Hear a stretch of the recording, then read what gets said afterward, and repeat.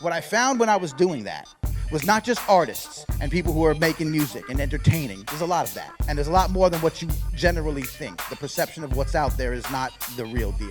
But it's this cultural backdrop. It's the way that hip hop is being used by a lot of inventive, innovative people in different ways.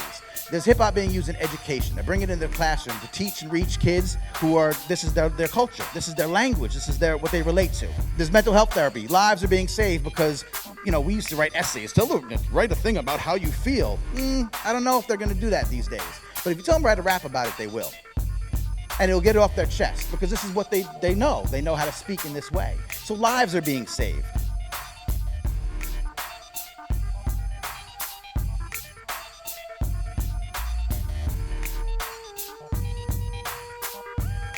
It's worth considering, and as much as it's influenced music, radio, popular culture, fashion, advertising, to create industries and benefit commerce, can hip-hop influence other areas such as education, healthcare, technology, politics, entrepreneurship, fine arts, urban planning, spirituality, in ways that can benefit the citizens of the nation that birthed it? The answer is already a resounding yes.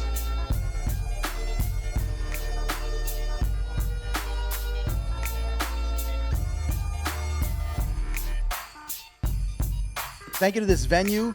This place is amazing. It's awesome. I feel like I'm in the Hannah Montana movie. You know what I mean? Now, when Nancy first told me about RebelCon, she told me what was going on. It's on a ranch. It's a bonfire. It's going to be all these people from different fields. It's going to be billionaires and skaters. I'm like, oh, Illuminati. I've arrived. Great. Thank you. I can stop sliding into Warren Buffett's DMs now. I think we're good to go.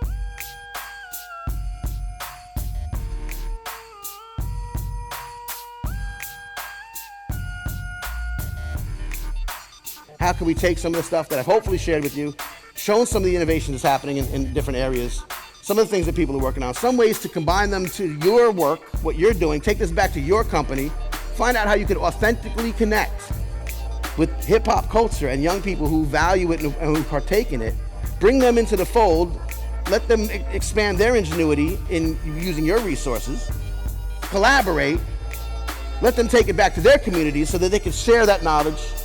But I'm telling you that it's not done enough, and if there's anyone that needs more information and want to talk about it some more, well, I guess that's what I'm here for.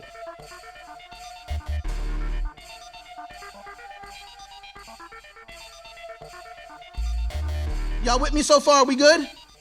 Okay. I didn't need all that, but thank you. Hold on, I'll take more. But this shows once again that hip-hop can legitimately exist in any industry, any field, any discipline. That hip-hop-minded individuals, whether they be artists or just people who grew up with the knowledge that everything around them is designed to stop them from doing what they want or from being who they want to be.